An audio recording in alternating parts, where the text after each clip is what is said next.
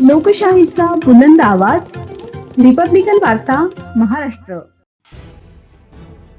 कल्याण वालधुनी बुद्धभूमी बचाव आंदोलनासाठी धम्मबांधवांची सामूहिक बैठक जाहीर.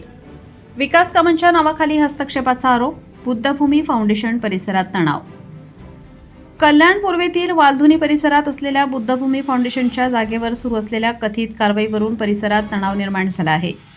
या पार्श्वभूमीवर धम्मबांधवांकडून बुद्धभूमी बचाव आंदोलन अंतर्गत सामूहिक बैठकीचे आयोजन करण्यात आले आहे. स्थानिक पदाधिकाऱ्यांच्या माहितीनुसार या ठिकाणी भव्य बुद्ध विहार, बुद्ध मूर्ती, माता रमाई स्मारक, डॉक्टर बाबासाहेब आंबेडकर स्मारक तसेच धम्मध्वज उभारलेले असून हे ठिकाण धम्म परंपरेशी संबंधित एक महत्त्वाचे सांस्कृतिक व श्रद्धास्थान मानले जाते.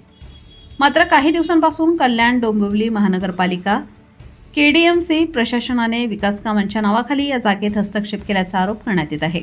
आरोपांनुसार संबंधित कारवाई दरम्यान झाडांची तोड करण्यात आली तसेच काही संरचनांमध्ये बदल अथवा हटवण्याचे प्रयत्न झाल्याचे स्थानिकांकडून सांगण्यात येत आहे.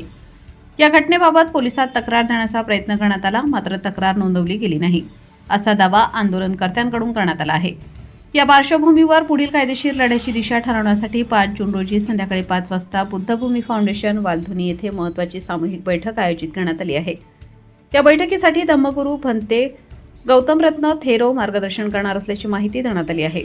आंदोलकांनी सर्व धम्मबांधवांना मोठ्या संख्येने उपस्थित राहण्याचे आवाहन केले असून आपला वारसा व हक्क जपण्यासाठी एकजूट दाखवण्याचे आवाहन करण्यात आले आहे.